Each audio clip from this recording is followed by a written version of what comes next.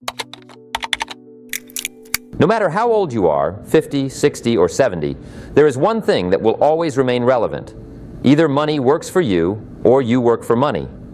Now imagine this statistic. 7 out of 10 Americans of retirement age today rely on Social Security as their primary source of income. This is a reality that could have been different if people had once known what I'm about to tell you. Financial freedom is not a privilege for the young or the chosen.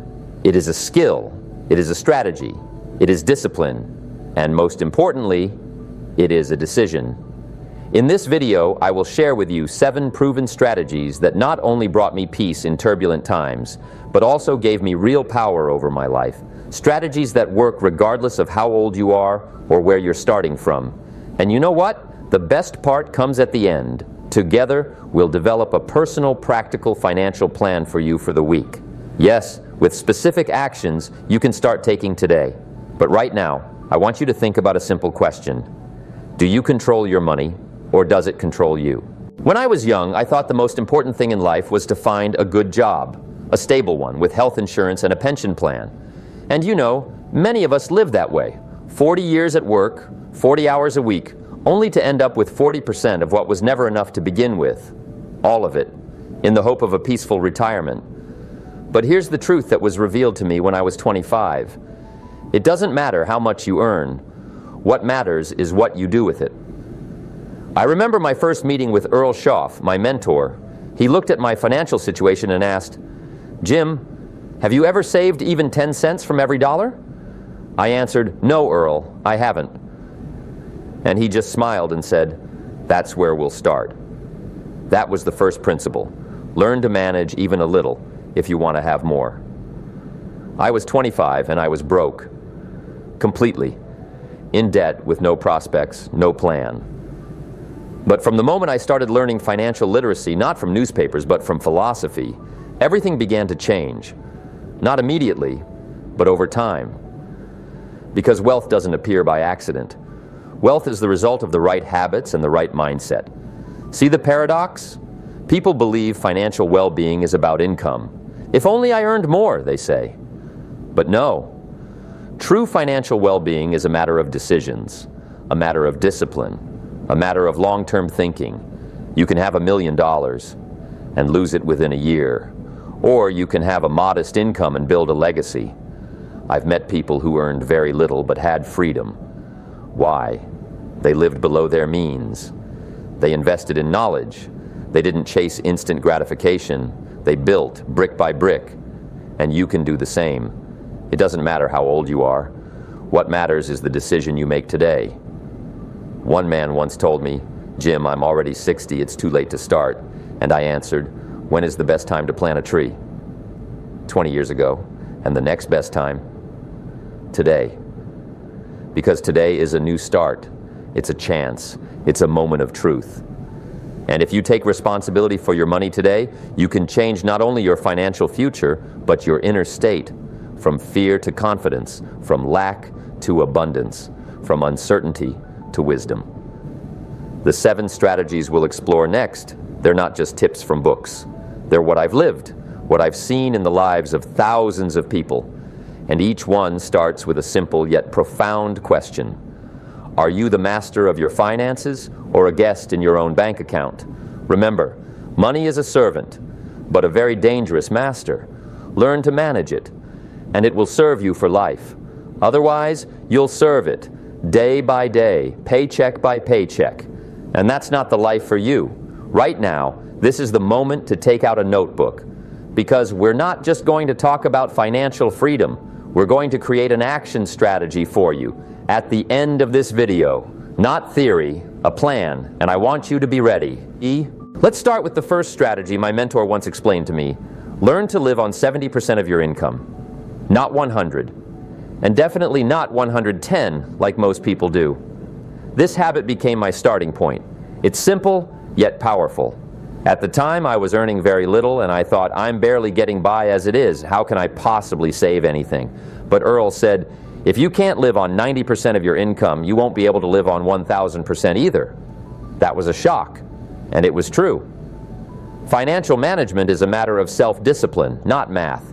And when you start keeping 70% for yourself and dividing the rest between education, investments, and charity, not only does order come into your life, self-respect does too. You no longer spend every dollar as if it's your last. You begin to think like a builder, not a consumer. You lay a foundation. So 70% for living, 10% for investing in yourself, books, courses, knowledge, 10% for capital that works for you, and another 10% for charity, because once you learn to give, you open a channel to receive.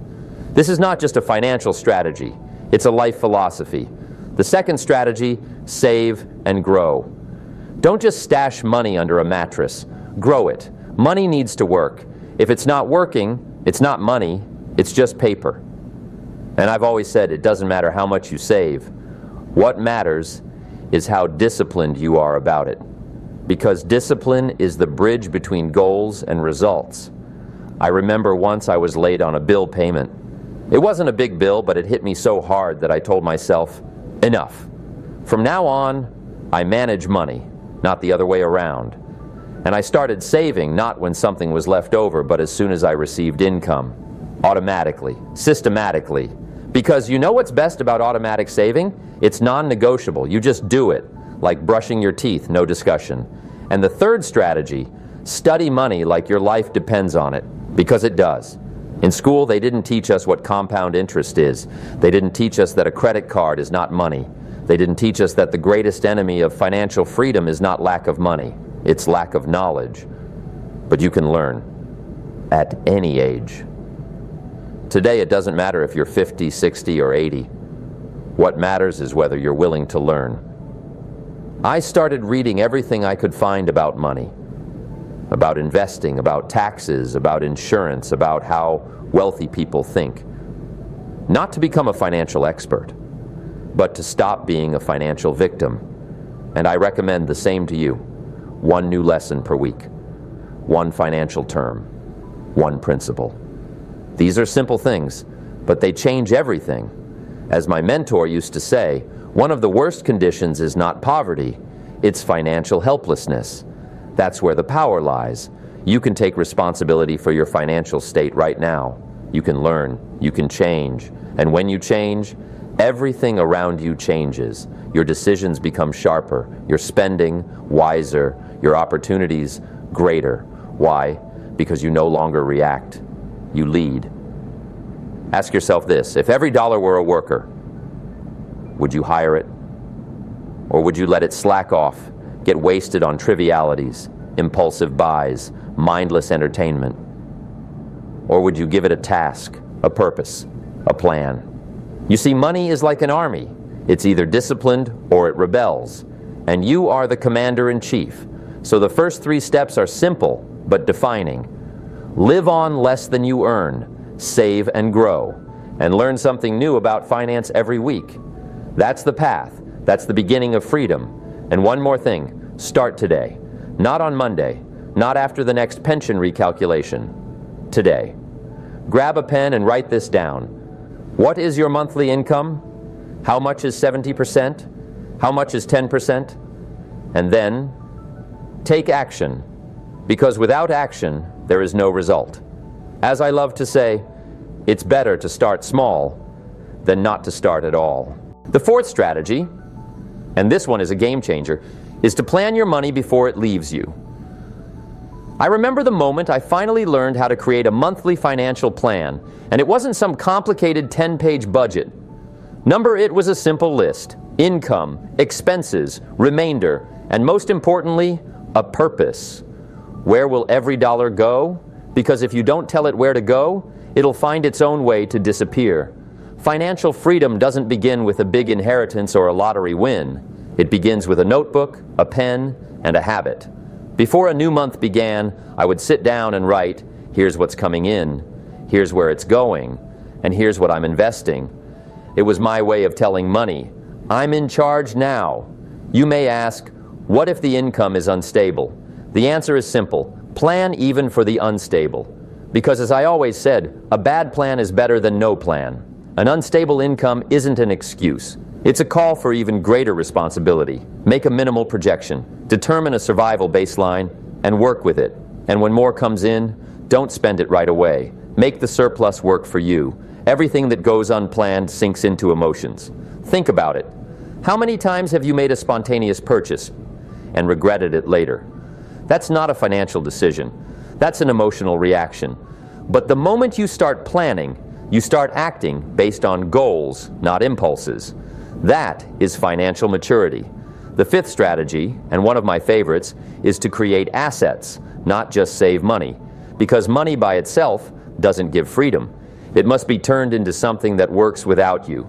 My whole life I've said, don't work just for money, make money work for you. And here's the big trap. Many think, well, I'm not an investor.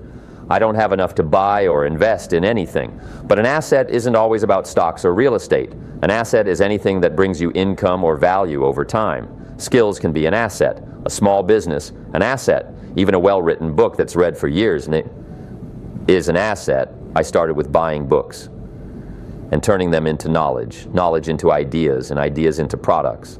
Then I learned to invest in teaching others. Teaching created workshops, workshops created income, income became capital, and again into assets. That's the cycle of power. You can start simple, one step, and you're in the game. Think, what skill do you already have that can be turned into income? What do you know? What do you own? Who needs your experience? How can you create an additional stream? See, at an older age, you have one advantage, experience. And if you structure it, it becomes an asset. Now, one of my favorite quotes, rich people look for opportunities, poor people look for excuses. And I know that may sound harsh, but it's the truth. While someone says, I'm too old to start a new business, another opens an online store from home. While one puts $50 in an envelope, another invests it in a book that changes their mindset and earns thousands. The difference isn't in age. The difference is in mindset. And one more thing, don't be afraid to lose. Many people fear investing because there's risk. But remember, the biggest risk is doing nothing. Inflation eats your savings. Life gets more expensive. And if you're not growing, you're actually losing. So smart risk is not a problem. It's a required part of growth. So what do we have so far? We're not just saving anymore. We're planning. We're not just cutting expenses. We're creating assets. We're not waiting for miracles. We're building our financial foundation. And that's the path to true stability. Look at your situation. Think, what among what you already have could become an asset? Maybe you have a spare room. It could generate income. Maybe you have time, and you could teach others what you know. Don't limit yourself to traditional paths. Wealth is creativity, it's strategy, and it's the constant question, how can I turn time and knowledge into income? Remember, it's not about how much you have right now, it's about what you do with it. The sixth strategy, and it transforms not just your money, but your relationship with yourself, is keeping personal financial records. Let me tell you plainly, if you don't track your finances, you're not in control of your life, period. There was a time I lived by feel. It seemed like I still had money, as long as I could buy a coffee. But that's not a financial decision. It's a blind reaction. My mentor asked me, Jim, how much did you spend on food last month? I said, I don't know, but I don't think it was much. He smiled and said, show me the numbers. And that's when I realized, I think means I don't know. And I don't know means I'm not in control. Since then, I started writing everything down, first in a notebook, then on cards, later in a simple spreadsheet, and something changed, not in the money, in me. I started seeing where my unnoticed expenses were going. I saw how much I actually earned, how much I spent on things that didn't matter, and most importantly, I felt in control again.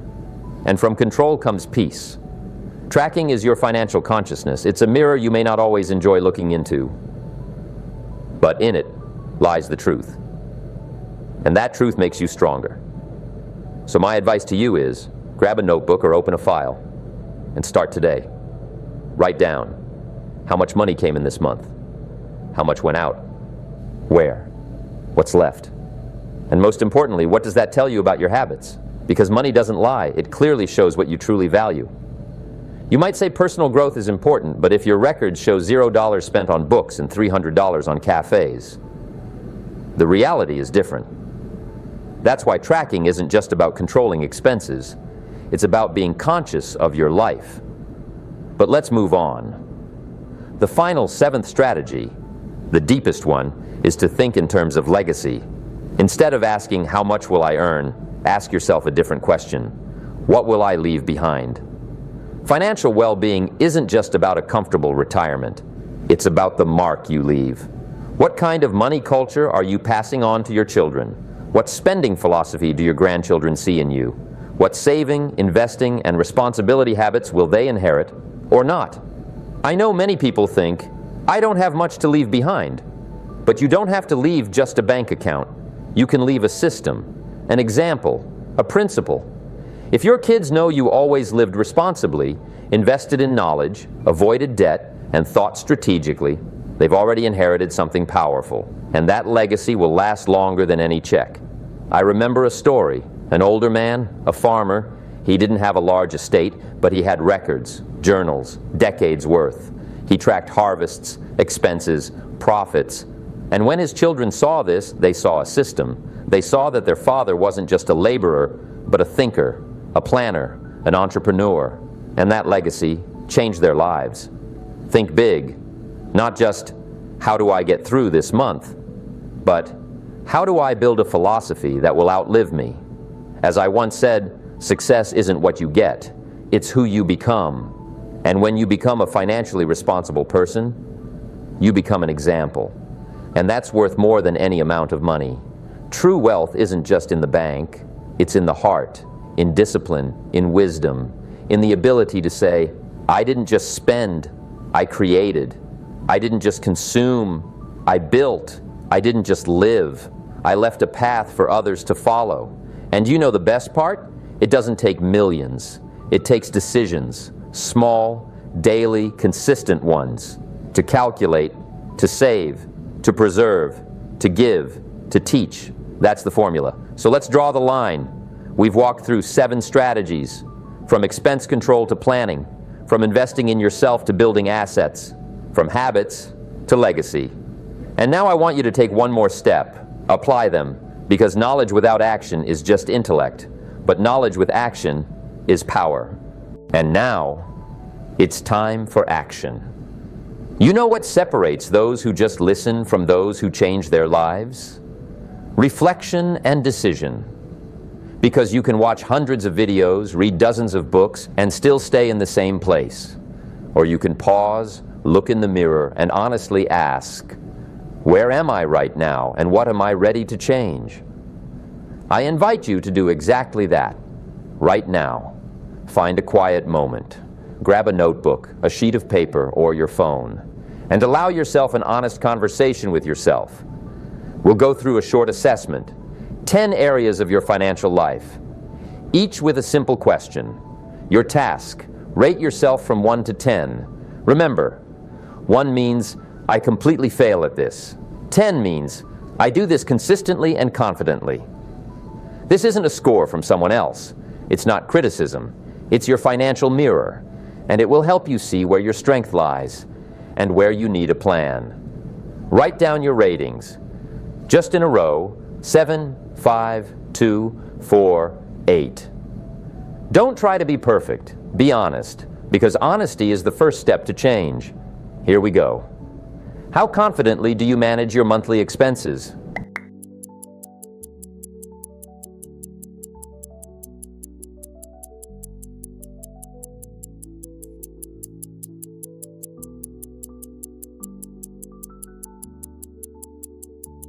How regularly do you automatically set aside part of your income without overthinking it?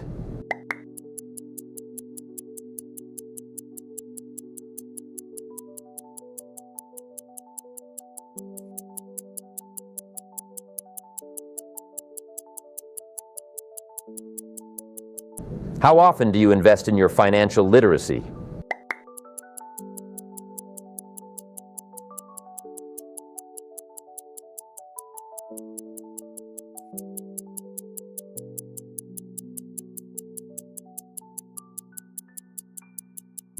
How clearly do you understand where your money goes each week?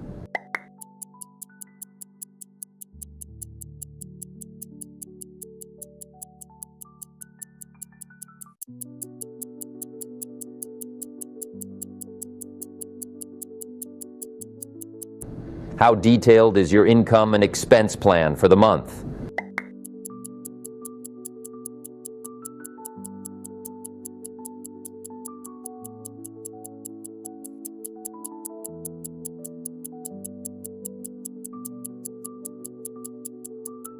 Do you have at least one asset that brings income independently of your job?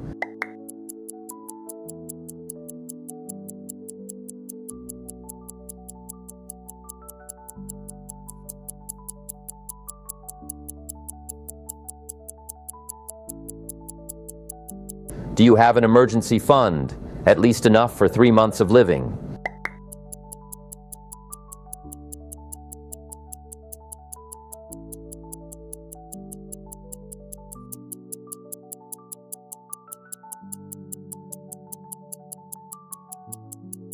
How free are you from debt and credit obligations?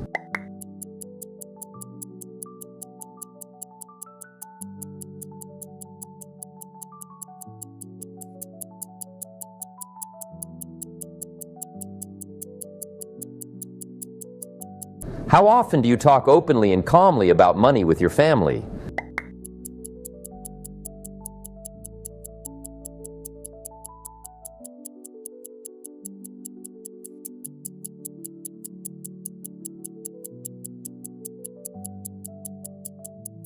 How confident are you that you are passing on a financial culture to the next generation?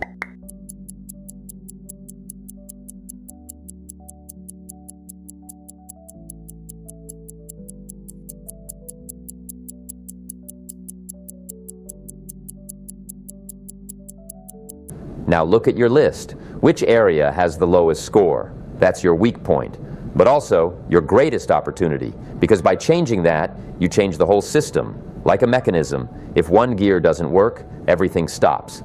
But if you fix it, the whole thing starts to move. So, here's your assignment for the week. Focus on that one area and make a simple action plan. For example, if it's tracking expenses, write down every purchase each evening. If it's investing in yourself, pick one book and read for 20 minutes daily. If it's saving, set up an automatic transfer of 10% from every income. If it's talking with family, schedule an open financial conversation. Don't wait for the perfect moment. Create it. I recommend write down 3 actions you'll take daily or several times a week. Small but specific. It can be something as simple as check account balance or save $5 before bed. The secret is consistency, because small disciplines create big changes. After a week, return to the same scale. Check. Has the score changed? How do you feel? What became easier? Where did confidence appear? Because with each such exercise, you become stronger, closer to financial freedom, closer to your true self. And here's what I'll tell you in the end. In this process, there is no failure. There's only movement and a pause. If you're moving, you've already won. And so we've reached the end of our journey together. 7 strategies that lead to financial well-being. 7 directions you can choose and turn into your new reality. Because in the end, success is not an event. It's not a number. It's not an accident. It's a lifestyle. It's habits. It's a philosophy. And when you begin to think strategically, act with discipline, and live with a sense of responsibility, you're not just managing money. You're building a life. I've always said you can't change the past, but you can change the path you walk from here on out. And you can do that from any point, at any age, with any beginning. All it takes is a decision. Now I want to ask you for one simple thing. If this video was helpful to you, if even one idea made you pause, reflect, and feel empowered, share it. Click like. It might seem like a small thing, but it means we're heading in the right direction. If you haven't subscribed to this channel yet, do it. Not because it's just content, but because here you'll find support, ideas, a mindset system that helps not only to live, but to grow, and more. I want to hear from you.